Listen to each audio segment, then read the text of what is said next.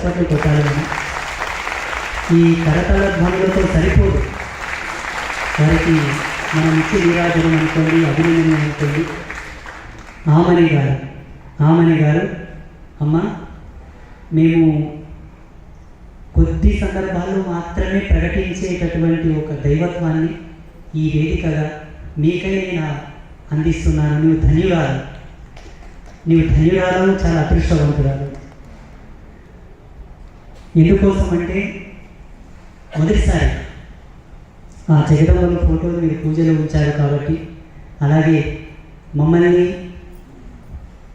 ఒక పరిపూర్ణమైనటువంటి సత్కారం చేత మీరు సత్కరిస్తున్నారు కాబట్టి, మిగతా అవార్డులు అన్నీ వస్తుంటాయి, అవి తర్వాత విషయం. కానీ అందులో ఒక మంచి విఘ్నతను మీరు గుర్తించారు చూడండి, మీరు చాలా అదృష్టవంతులు. ఈ భావన కూడా అందరికీ కలగదు. మీ జన్మ పరిపూర్ణమే, మీరు చల్లగా ఉండాలని దీవిస్తున్నాను. అలాగే ఇక్కడ మా భక్తాదులు కూడా కొంతమంది వచ్చి ఉన్నారు. మా పిల్లలు అన్నారు, స్వామీజీ మనం పేపర్ ఏంటో అవన్నీ చూశారు కదా, మన వాళ్ళు ఎవరైనా వస్తారేమో ప్రోగ్రాంకి అన్నారు. నేను అన్నాను,